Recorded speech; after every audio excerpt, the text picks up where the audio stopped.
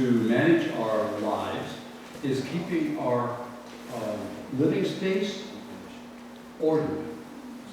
And sometimes that means I'm really getting to work on it. But part of that idea is that there's a flow of energy that goes through our living spaces. And that flow, according to the Chinese oracle, is called feng shui. And that has to do with the fact that energy comes in, like if this were an octagonal place, energy comes in from the door, and then you have 1, 2, 3, 4, 5, 6, 7, 8 locations. And you can use that in every room of your house, or you can look at your whole house in terms of feng shui. But there are ways you can make the energy more friendly in your home. For instance, adding plants, or adding a candle here or there, or putting a wooden flute on a door or something like that, or hanging it. So if you get a feeling that your bathroom is back in this area, which is where your wealth is, if you're like having a lot of problem with money in your house, you can put a little octagonal mirror or a mirror on that door so that when the energy goes by there, it doesn't go down the drain. So it reflects by, or a flute or something, softening that, or a plant like that. So there are a lot of different ways that crystals, little fountains, and water and stuff, to make your living space more friendly. So that as you look at this year, what your life is about, and you think, wow, I've got so much clutter in here. Then you have a day to do something about that. And that might mean getting, plastic boxes with lids on to put things in that you don't look at very often, and slide it under your bed or in your closet or something like that. Yeah. That's I found very helpful. When I apply clutter, I smudge the area of clutter, and suddenly it feels easier to clean out. It really works. Yeah, it's a great idea. Yeah. So any kind of incense, or using sage around your house, and going in the rooms and stuff, starting in the basement or attic, whatever, and then opening the windows so that the air kind of go through, all this thing. Wow, I see new possibilities here. It'd be easier to get rid of this stuff. Great idea.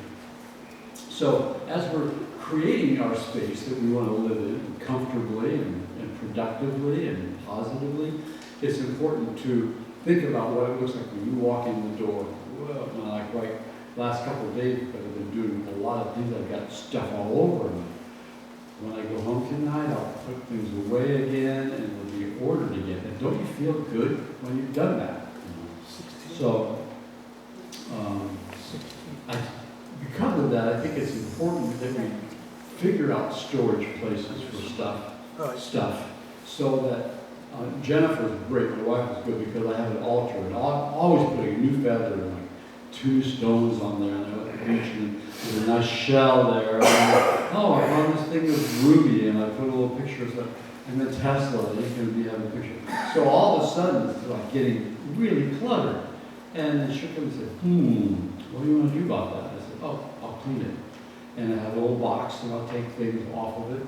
And then that box goes somewhere, and then later I say, well, look at all the stuff in this box. I don't really need it anymore. Or I'll take the stones, and I'll put them outside. Or the feathers, let them go, or whatever. Always processing and changing, because attachment is a big thing for all of us, and particularly pack riding kind of people like I am. But I find something along the way, and I want it just, what are you going to do with that? I don't know, but someday I have a feeling it's going to have a place. So I have a place for stuff like that.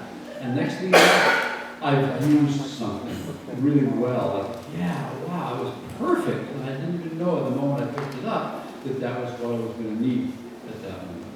So a part of our seeing, and part of our picking up, and part of the magnetism that an item will have for us, a lot of times has a reason for it. We just haven't figured it out yet. So don't get down on yourself for being one way or another. But just don't worry about processing. Okay, here you go. This is the 8 directions of feng shui. And you can just take it, just for you to use at home. Again, this is all stuff that I gleaned from lots of big books And really, pretty much it just shows you and tells you how to go about it. How big do they sell smudge sticks? Sorry? How big do they sell smudge sticks? Same size. I've seen some really big ones. I thought you could say, how big do they sell storage boxes? Because you can get some pretty big of those too. We did a lot in Mexico because you always have stuff you want to put somewhere and you don't have a lot of storage room, so you stack them up and then you throw a nice fabric over that and then you put a candle on top of it. People think it's a piece of your furniture, and really it's your hiding place for stuff that you need in another season. I did that. I went to that. Say what?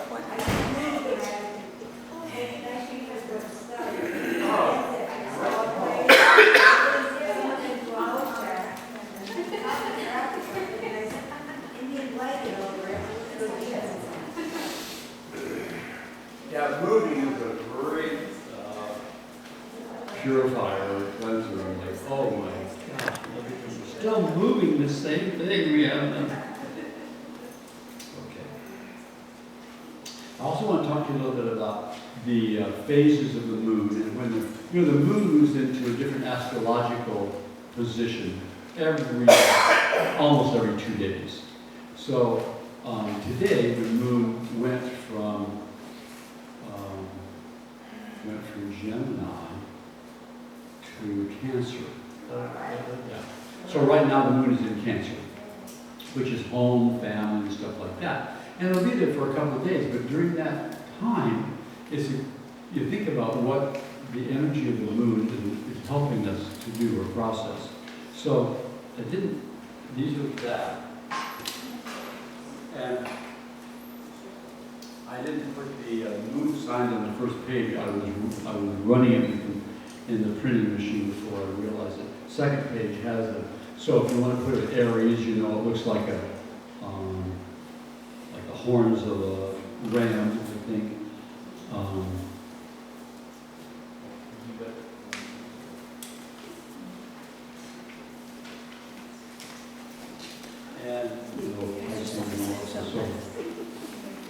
And so today, since the moon is in Cancer, let's look at that.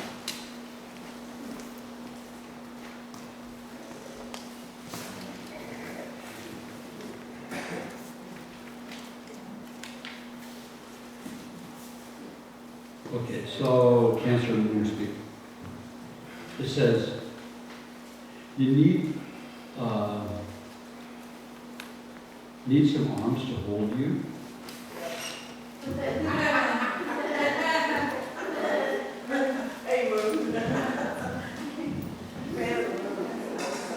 Let me nurture you as a mothering moon. I unfold everyone and everything. Vulnerability and strength alike are at home with me. Focus on bonding, home, family, and power within your own self. Be sensitive to feelings everywhere. Have some pile mode to soothe the tension. Nurture and comfort each other, even in the moodiness on my eyes now right now. Moodiness. Stomachs upset, maybe resisting a process. A la Louise Hay, right? Lots of healing happens now. Plant, transplant, strong growth. Fruitful gathering results from now. I'm a water moon in peace. All have enough. Each is safe to grow. So, the next day and a half, next 2 days, until probably about 3 days, maybe tomorrow and the next day too. This is a time to think about that and to reach out to somebody in your family that maybe needs that phone call or something that is like a hug, or whatever, but at a distance. So, our Facebook friends or whatever, it's time to put out some really good, I love you kind of energy, and receive it at the same time because we know that that's what we get. So, and also you can find out every day online, you can find out what stage the moon is in. So that'll give you some clues on that. Okay, moving right along.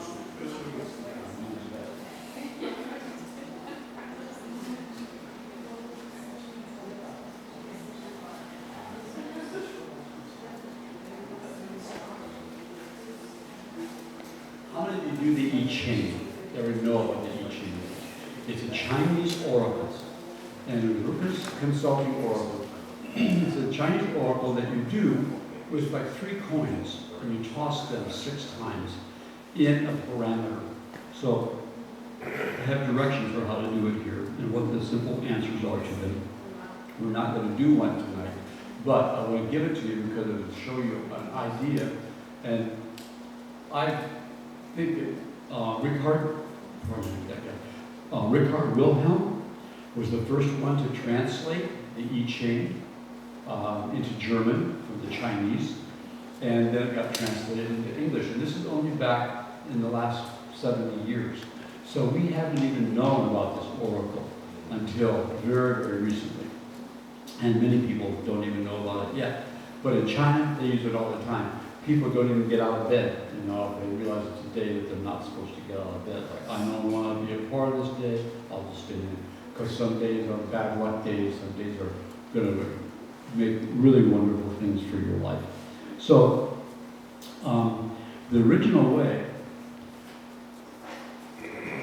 of doing the I Ching was with 50 yarrow sticks.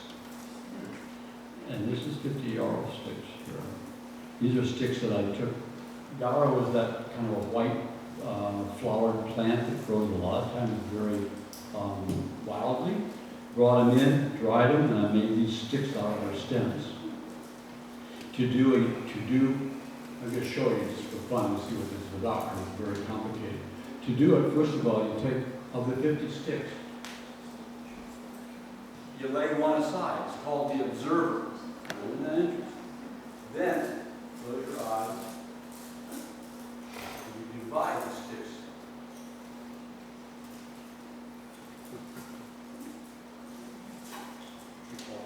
Close your eyes and divide the sticks.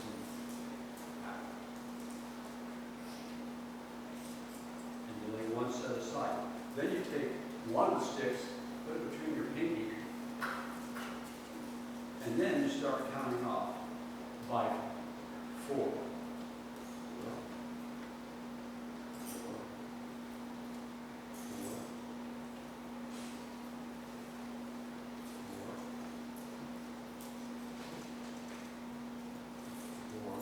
And I've got 2 left. So they go here. Then you take the other half of your sticks.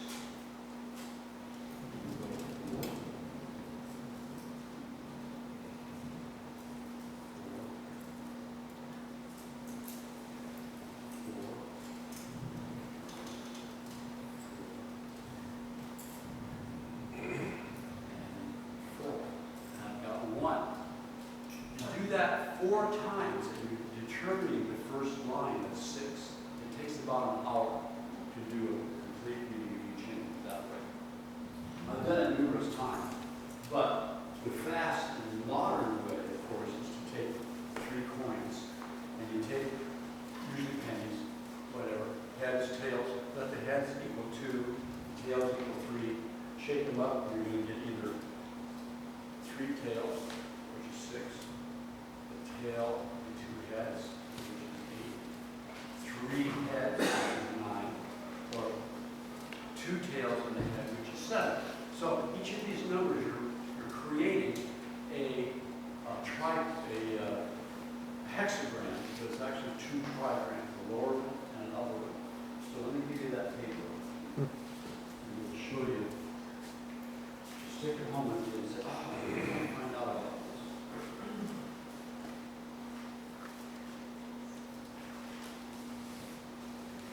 So, the I Ching is an oracle that you always enter with a question. And you really, and you go deep. It's not something you do every day. It's you do something you do when you really want to try to figure out what's going on in this event. You formalize the question, write it down, and then you kneel before incense and the piece of paper that has your written question on it. And also on that piece of paper is a circle that you've drawn. And you drop the coins in the circle. If it rolls out, do it again. And each time you drop the coins 6 times, you wave them through incense that are there and ask your question. And then let them drop. Wilhelm says this is the most powerful oracle that was ever given to humankind in terms of answering your questions. And if you've ever used it, it's wonderful. And it's called the Book of Changes, because once you get a hexagram built, there can be a changing line or 2 or 3 or 4 or 5 or 6 in it. So 9s are changing lines and 6s are changing lines. And that means this is the reading for now, then you change those lines to read the new reading of where this question's answer is going to travel you. So again, it's something you can read a lot about online. Very, very interesting information.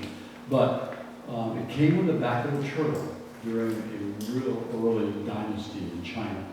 And from there, it's been getting more and more and more refined until today we have the I Ching that we have. The original book that Wilhelm translated is probably about 500 pages. A lot of amazing, amazing material in it. But you can also just get a book like this, I Ching. And it has a short reading for each of the answers that you may get, followed by a list of the 6 lines. And if line 1 is a changing line, if line 2 is a changing line, if line 3 is a changing line, it tells you what to think about in terms of that question that you have. So if we look at 2014 and try to find out, how we're being guided, this is a really good resource for that. I think I can read one.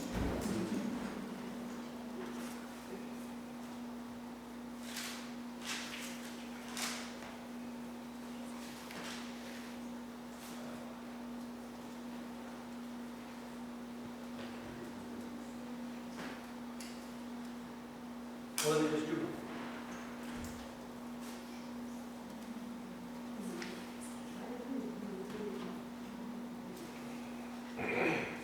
This is an example.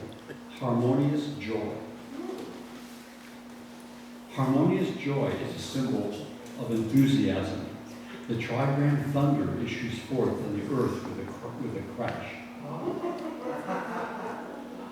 The resultant thunderstorm clears the air and removes all feelings of oppression that may have previously been felt. The condition is one of harmony, happy contentment, and satisfaction. Harmonious joy is the product of devotion within and movement without. The arousal of the thunder indicates a time of intense creativity and enthusiasm. And it goes on to read. Interesting for the night, but there you go. So, and each of them, so you might have said, oh, what's going to be the outcome of this so-and-so, and whatever, and you open it up, it's harmonious joy, and say, you know what, go for it. It's all in the course of the goodness of the event. So, okay, we're going to go to Maya now. I think we've got enough time to do it. I have these. You said I got these a couple of years ago when I did the Mayan calendar thing. And this is pretty much the same thing, but what's in it is interpretation of the Maya glyphs and numbers, and that's mostly what you were wanting to do for. So right now, take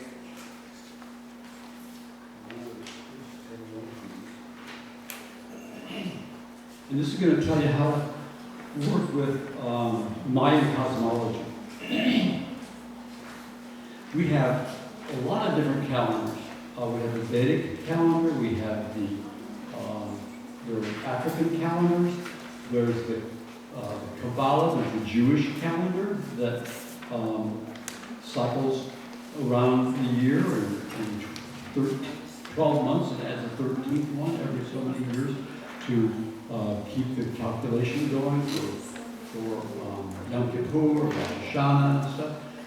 We have the calendar of Islam, the Muslim calendar, which doesn't make up a date, so that if your birthday was born in Islam, your birthday was in winter, 8 years later or 10 years later, your birthday is going to be in the summer, because there's 12 months and a half in every year. So as the different months go forward, just like Ramadan is right now in the heat of the summer and long, long days. But, probably about 12 years ago, it was in winter solstice, short days. And so it moves through the annual seasonal calendar forward, because of its date. The Jewish calendar, unlike that, throws in an extra month of 29 days or a lunar cycle every 7 years, I think it is, which keeps the cycle always, so that we always have Rosh Hashanah and Yom Kippur in September or October or like that. It's always there. The Maya don't use a solar calendar. They do, and they use a Venus calendar and a lunar calendar and all kinds of calendars, but the one that they spend a lot of time with is the one that's shown here with this design on it.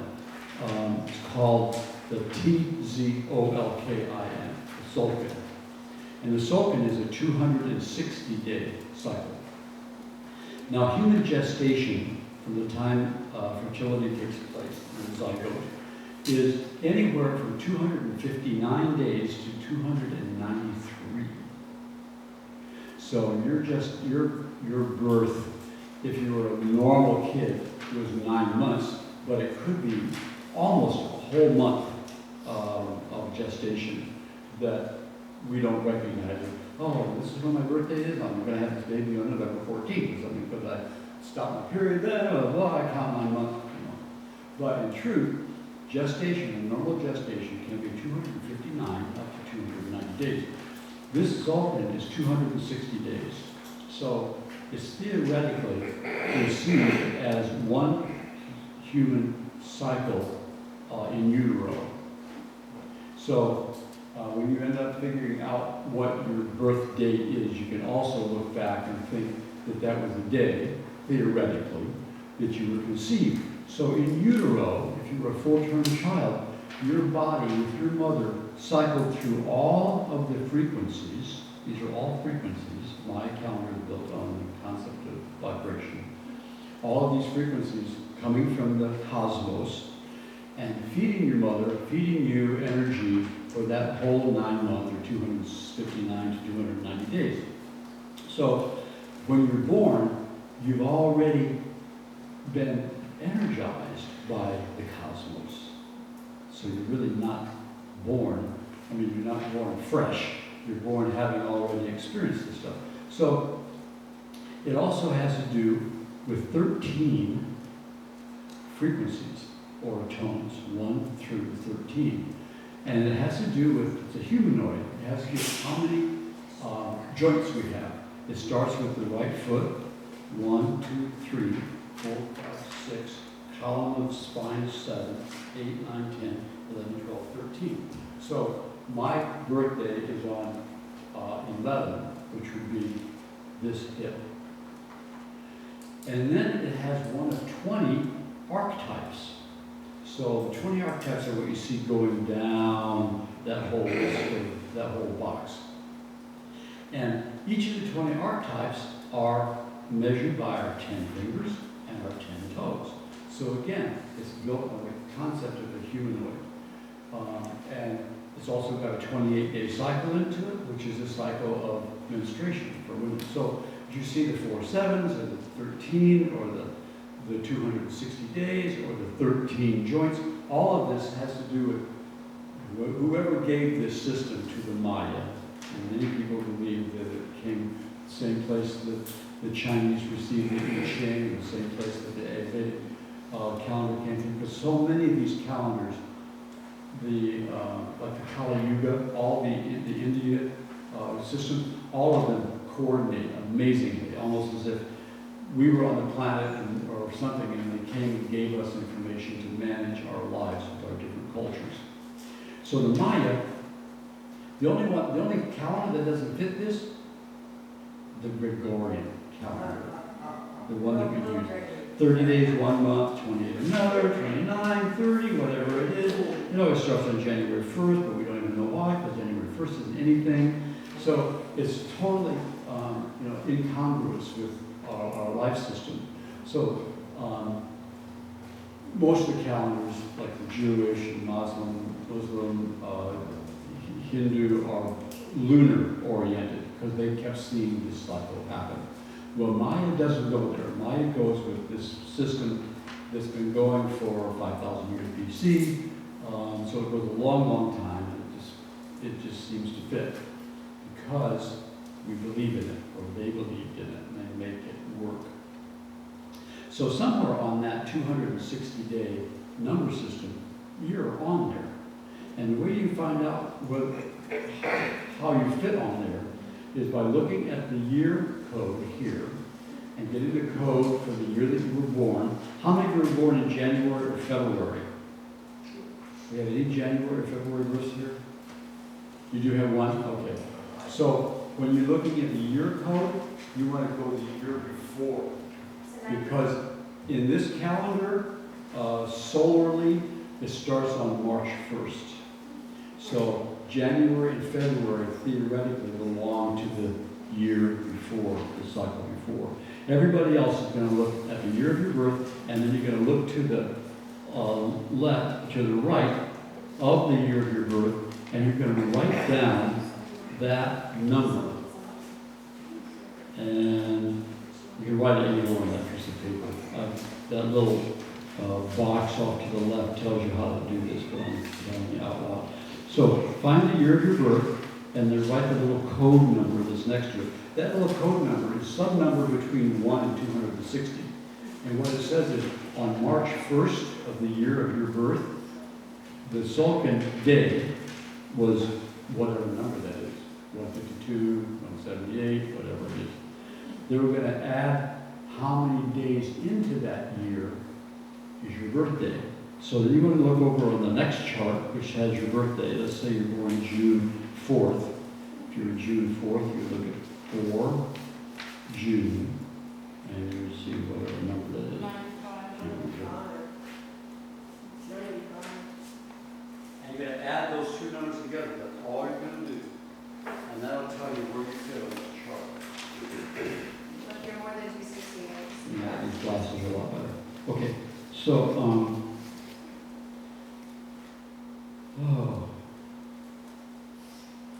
year with the number, and then the month and date, and the only person that has to watch that is the person who's born in January, February. They need to use the year number before. Of course, the month number is the same.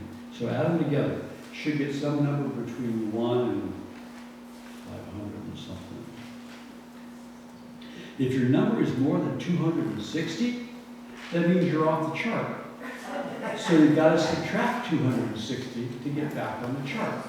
So if your number is 314, subtract 260, and it tells you where you are on the chart. And the chart is the calendar above.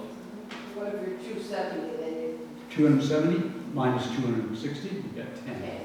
And your number is 10, and that is a dog, loyalty, oak. How do you know that? Because I just looked at the chart on the Yes. top of the page. So I have And I saw her number 10, and that number 10, which is in the line of the oak, or on the right, called the TZI. The number names I've changed, like we all change. I'm using the Aztecs, or the long count calendar right now that's called the Quiche. And the Quiche is the ancient Mexican language. The other language here is called the Yucatec. And Yucatec is a newer language. And so on the left you see Imish Ik Akbal, Kimi, Manik. Those are like the Yucatec names. On the right, down that thing, are Imosh, Ik, Akbal, Kan, Kame, Hain. Those are like the Quiche names. So just know that when you see a calendar in a little bit, you realize that both of them are on there. Anybody find himself yet? You did find yourself? You found yourself? So if you find the number, then you look across to the left? Yeah. Left or right, they're both the same.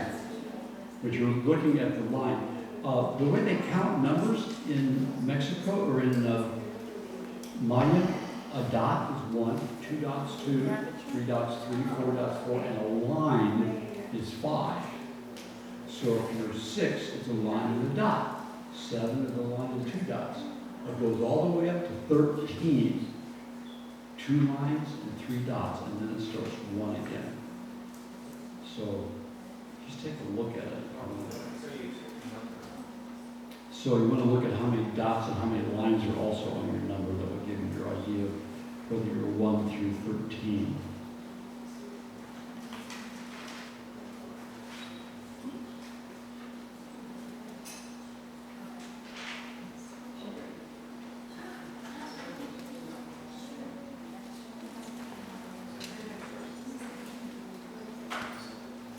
So you just read the information to the left? That's right. You read the information to the left-hand column? So if I Yeah, actually, there's information. The left-hand column is kind of a quick translation, and the right-hand column is the name of it in Quiche. And on the left-hand column is the name of it in Yucatec. This is not very clear anymore. I need to read this thing. So what's it like a line? What? Is that right? They're like one note off of each other.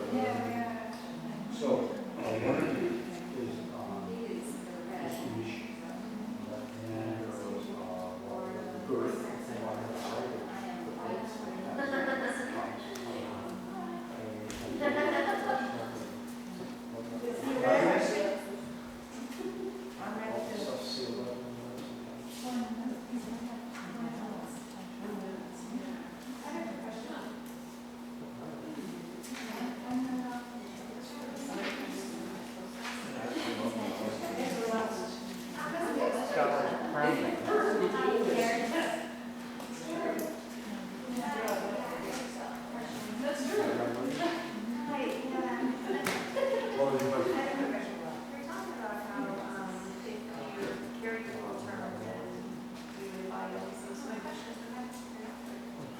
Well, if you're not carried full term, when you come out, good question. If you're not carried full term, when you're born, you are empowered by the energy of that day. So if you're like 2 months premature, whenever you, I was 3 months premature. 3 months? Well, so when you're born, that's when the vibration frequency Okay. breathed into you and you became a living soul. Okay. That moment. So that's what you are. But what it also means is that your mother carrying you, kind of, you got robbed of like the quietness of 3 more months of this energy. I think God was just catapulting me, preparing me for the next, 47 years. So when you came out, the next 3 months, you were kind of like having a new experience of energies that you didn't have. Yeah, and we're not conscious. Okay. We're not conscious. I think I've been them also, so So 2 minus 2 dots is 12. So very good. I want to give you all this.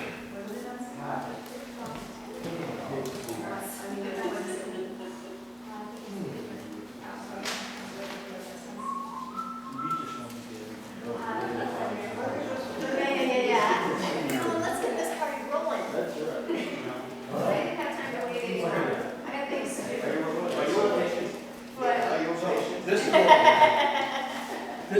brochure that I'm giving you, if you go in about 3 pages, it will tell you more about That's right, that's right. more about who you are and what the I only have 13 of these things. Well, one third of them. I think she left. Okay.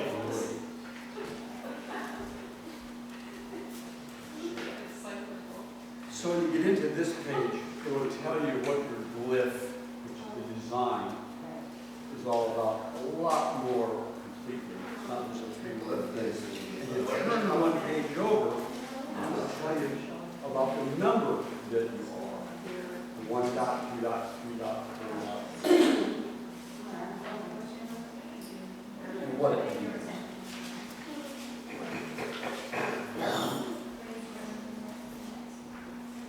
I have one more here.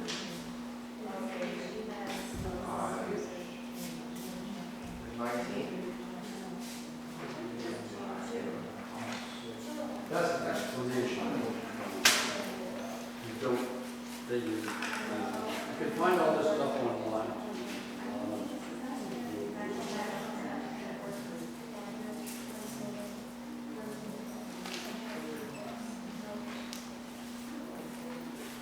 Okay, so let's talk about what today is.